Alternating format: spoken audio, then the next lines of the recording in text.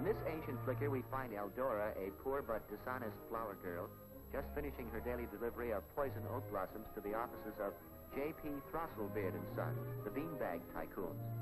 It seems that young Horace Throstlebeard is madly in love with Eldora, and in a daring scene of violent passion that once made movie audiences gasp, he sweeps the girl off her feet with an uncontrollable outburst of savage emotion.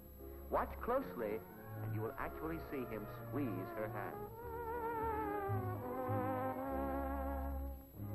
At home, Throstlebeard Sr. tells Horace he cannot marry below his station, or even above his station, and that nothing is sold after the train leaves. If Horace goes through with this affair, he'll be cut off without a beanbag.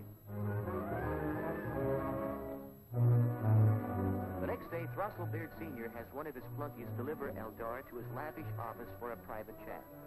However, she's come prepared, and the first thing she does is show him a letter from Horace, which sort of says, "I love you." Ah, that Horace. He's got a head on his head.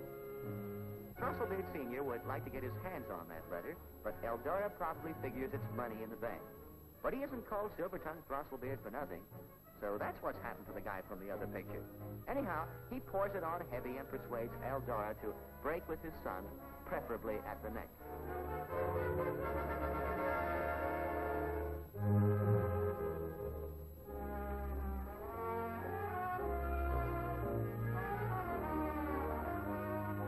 Horace comes to Eldora's apartment to declare his love, little suspecting the difficult part she has to play.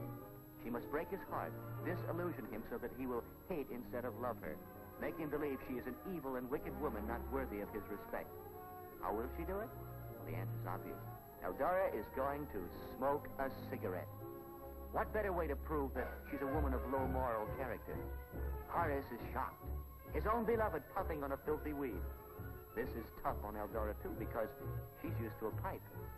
Yet beneath this cruel masquerade, Eldora's heart is breaking. Also, her T-zone is burning. As far as Horace is concerned, disillusionment or rigor mortis is setting in fast. It's hard to tell which. Just as events are about to reach a climax of dullness, an old friend of the family happens to stop by.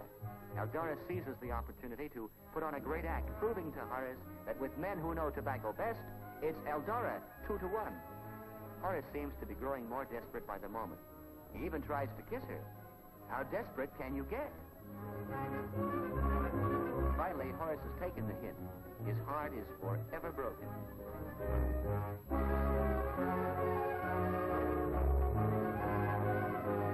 With her promise to Throstlebeard Sr. fulfilled, Eldora gives way to her emotions. It was a difficult task bravely done. Gratefully, she thanks her friend for coming to her assistance. What gratitude.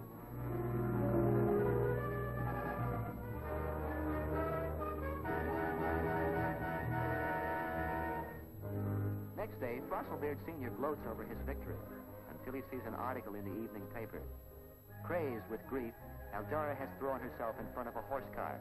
The horse is not expected to recover. At last, he sees the evil of his ways.